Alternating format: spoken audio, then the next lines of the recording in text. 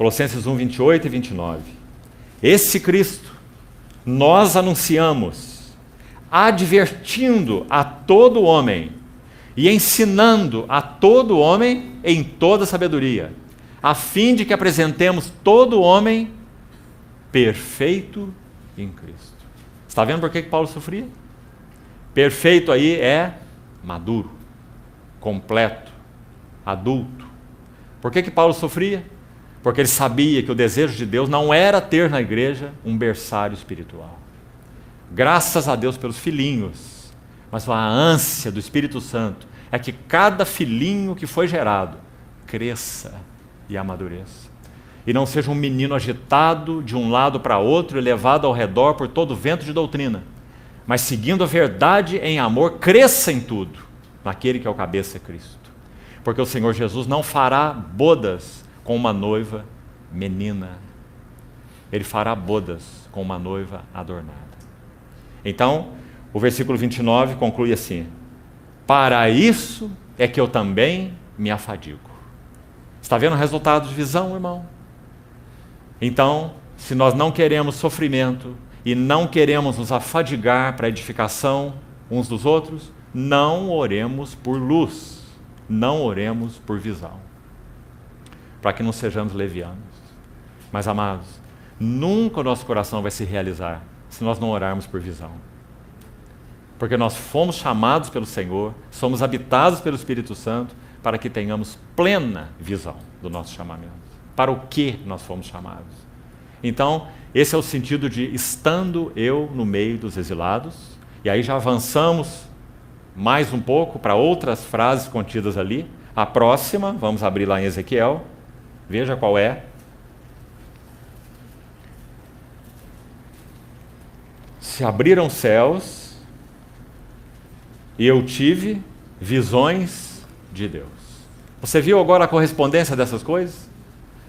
Como nós vimos em Daniel, como citamos a respeito de Paulo, como falamos a respeito de João, todas as vezes que uma genuína visão espiritual é capturada por nós com a ajuda do Senhor, a visão da palavra, a visão aberta pelo Espírito, a visão de Cristo e da igreja, a visão do supremo propósito de Deus, a visão do nosso chamamento, só há uma, irmão. Não há discordância nessas visões. Não há outro mistério que não seja Cristo e a igreja. Não há outro chamamento que não seja o chamamento celestial. Não há outro propósito do Espírito Santo ter vindo a essa terra, senão ornar e adornar uma noiva para Cristo.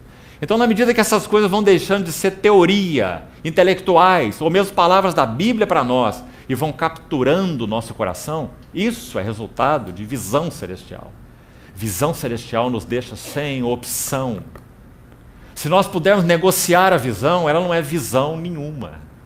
Visão não é negociada, porque a visão captura o nosso coração. Paulo, por causa da visão, disse assim: ai de mim se eu não pregar o Evangelho. Por causa da visão ele sofreu, por causa da visão ele pagou o preço. Ele não queria fazer isso, mas por causa dos fracos coríntios, que receberam tanta ajuda dele, mais do que isso, foram gerados por ele em Cristo. Ele disse: vocês podem ter muitos preceptores em Cristo, mas não podem ter muitos pais. Eu vos gerei em Cristo. Ele disse para os coríntios. E agora o que estava acontecendo? Os coríntios estavam sendo enganados.